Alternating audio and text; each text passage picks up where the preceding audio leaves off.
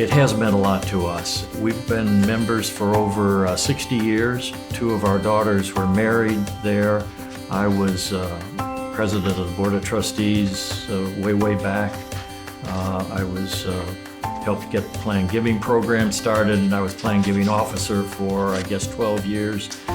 Eleanor was also actively involved as a teaching Sunday school. So I only mention these things to say that we have a lot of history, but that's all behind us now. We're locked in here. Because grace has been such a blessing to us, our hearts were telling us that we wanted to give back and invest in the future of Grace Church Bethlehem. And to do that, we knew that we had to make a gift that was larger than we'd ever made before, much larger than our annual giving. We knew we had to continue our annual giving, if not increase it, but at the same time, make a very sizable capital gift to the campaign. To do that, we had to look at our assets, we had to look at our lifestyle, and we had to look at just our overall plans. Well, these were tough questions, and the first one is the one of assets. And in our case, we knew that if we were going to make a large gift, the larger than we'd ever done before, it had to come from our assets. And so we had to ask ourselves, do we need all of the assets that we have? And we concluded that we do not, that we are in effect hoarding, and that we really should do some unhoarding. Now I know, by the way, that that's not a word in the dictionary. I made it up a couple weeks ago, but I think you know what I mean. With respect to lifestyle, we had to look at our resources after we made the gift. Are we going to have enough money left over to take care of unexpected expenditures like healthcare issues? And we concluded that that was a very important issue and one that we didn't want to jeopardize. And finally, in terms of other plans, the question of, are we okay with leaving a less inheritance to our children? Do we have an obligation to leave them an inheritance? And we concluded that we do want to leave something to our children, but that we have no obligation to do it, and furthermore, they don't need all of it.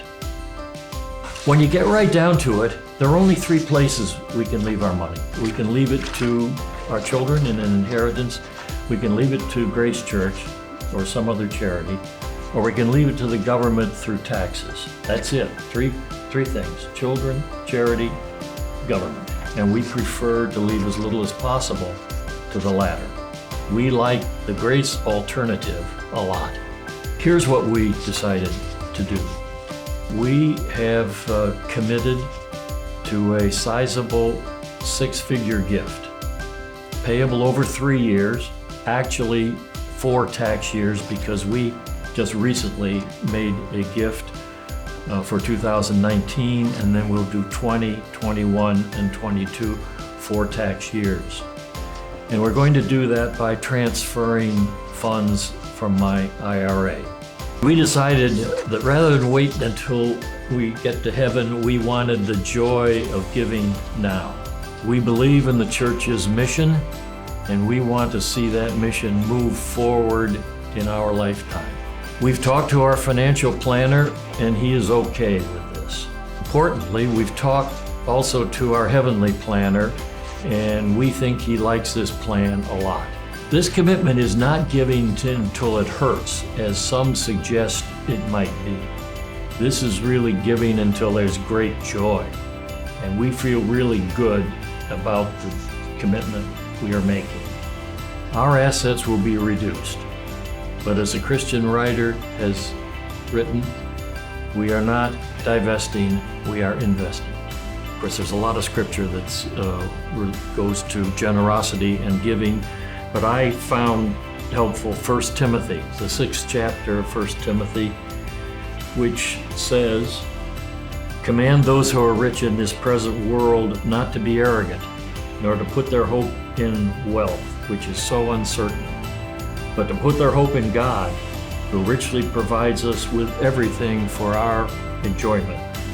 command them to be good, to be rich in good deeds, and to be generous and willing to share. In this way, they will lay up treasures as a firm foundation for the coming age. That is what our gift will be doing. It will be laying up a treasure that will build a foundation for future generations. We were made to shine.